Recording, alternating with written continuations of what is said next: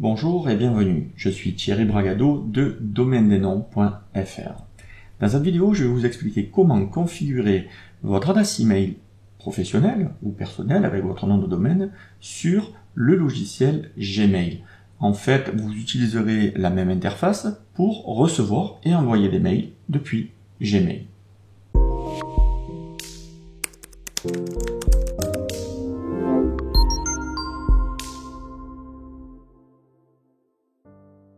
Nous sommes donc sur l'ordinateur.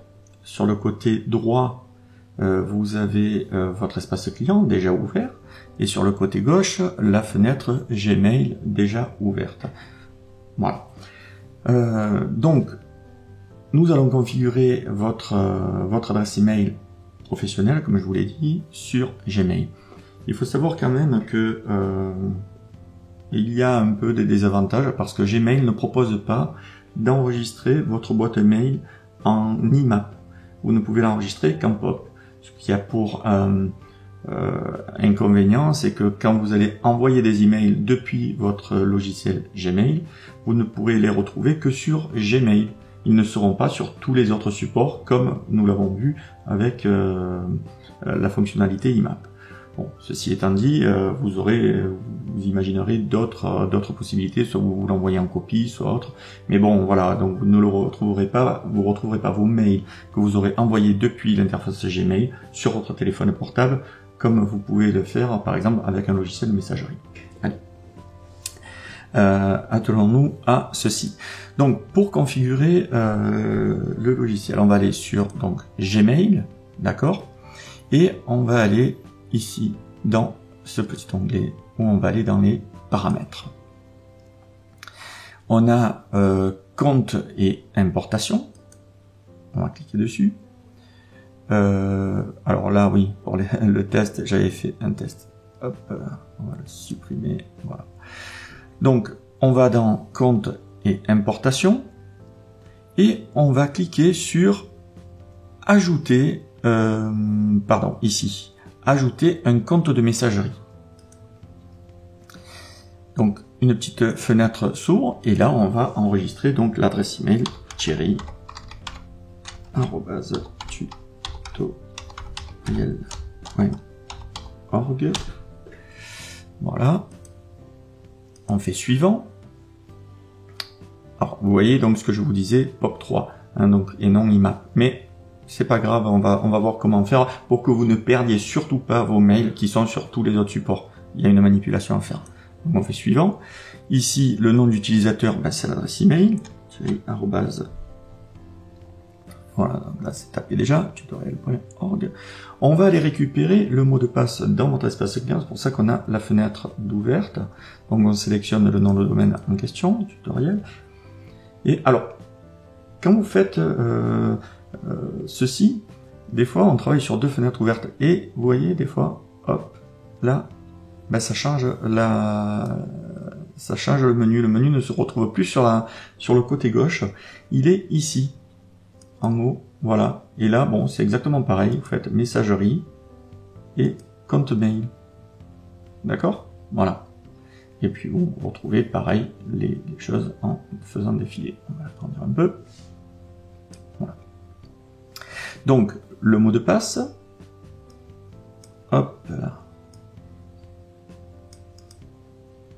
Alors, comme je le dis souvent dans les tutoriels, moi je copie-colle les mots de passe, je vous le déconseille fortement. Ça crée des erreurs, des espaces, etc. Et puis après, ça vous donne des erreurs. Donc là, le serveur POP, mail.tutoriel.org que l'on retrouve ici, voilà, donc là, voilà. Le port 110, donc là on est obligé de laisser le port 110, et surtout ce qu'il faut faire, c'est cliquer ici, conserver une copie du message récupéré sur le serveur, ce qui vous permettra d'avoir toujours votre fonctionnalité IMAP sur les autres supports. On fait ajouter un compte. Voilà, donc là, il demande si on veut enregistrer les mots de passe. Vous pouvez le faire, il n'y a pas de souci. Bon, je le fais pas. Et Et on vous pose la question si vous voulez envoyer des mails avec cette adresse-là. Ben oui, on va dire oui. On fait suivant. Et là, on va donc saisissez les informations. Donc le nom, c'est le nom. L'adresse email, c'est en question. Et indiquer une adresse de réponse. Ça, on n'a pas besoin. On fait suivant. Ici, on vous demande le nom du serveur de courrier sortant. Donc, vous allez le retrouver ici, dans les paramètres de serveur de courrier sortant, donc smtp.ddn.fr. smtp.ddn.fr. Tac. Le port, il va falloir sélectionner, contrairement à l'IMAP, le port 25. Et ça, c'est une particularité pour Gmail. Donc, on sélectionne le port 25. Le nom d'utilisateur, ça va être le nom d'utilisateur de votre serveur de courrier sortant, d'accord, ici, et le mot de passe du serveur de courrier sortant se trouvera ici. Mais moi, je n'utilise pas cela. Hop.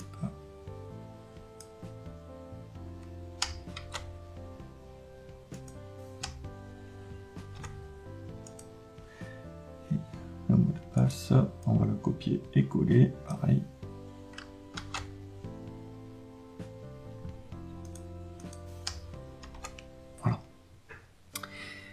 Et on clique sur connexion non sécurisée. Très important. Voilà. Donc, port 25, connexion non sécurisée. Ajouter un compte. Ici, encore une fois, on vous demande d'enregistrer. Voilà, vous l'enregistrez si vous voulez, c'est beaucoup plus simple. Et on vous dit que Google vous a envoyé une confirmation. Alors, ce qu'il faut faire, c'est qu'il faut aller récupérer ou cliquer sur le lien que Google vous a envoyé, que Gmail vous a envoyé. Donc pour cela, soit vous allez dans votre webmail, comme on l'a vu précédemment, donc vous pouvez y aller à partir de ici, accès webmail, vous voyez, là, vous avez le lien. Moi j'ai déjà ouvert une fenêtre, c'est plus simple. Et là, on voit que on a un mail de Gmail qui vient de nous envoyer, donc suite à tout ça, et il faut récupérer le code à partir de là. Vous pouvez le copier ou le noter. On repart sur Gmail. Ma petite fenêtre, elle est où? Voilà, elle est là. On repart sur Gmail et on colle le code de confirmation. On fait valider et c'est terminé. Voilà. La boîte est créée, elle est consultable sur Gmail, etc. Une petite précision. Ici, pour pouvoir envoyer et que quand vous allez répondre avec l'adresse mail propriétaire et non que ce soit envoyé avec une adresse mail de chez Gmail, il va falloir juste ici voilà, cocher en réponse à un message, répondre avec l'adresse à laquelle le message a été envoyé. Ça c'est très important, il faut cocher ça parce que des fois c'est ici, d'accord? Il faut cocher ceci et c'est tout. Là si on repart dans les documents, dans la boîte de réception, on voit les messages ici, vous voyez que nous n'envoyions pas auparavant. Voilà. Donc quand vous allez envoyer un message à partir de Gmail, très simple, vous prenez, vous faites celui-ci, vous faites la réponse. Ici par exemple, réponse, et vous faites envoyer. Donc là, le mail a bien été envoyé. On le retrouve dans les documents envoyés sur Gmail, d'accord, mais vous ne le retrouverez pas dans les documents envoyés de votre serveur sur votre portable et autres, ce que je vous expliquais tout à l'heure. Voilà, cette vidéo arrive à son terme, je vous remercie de l'avoir suivie. Si elle vous a rendu service ou autre, n'hésitez pas à mettre un pouce bleu, ça fait plaisir, et puis ça motive surtout. Et puis nous, on se retrouve dans une prochaine vidéo tuto. Voilà, je vous remercie, à très bientôt.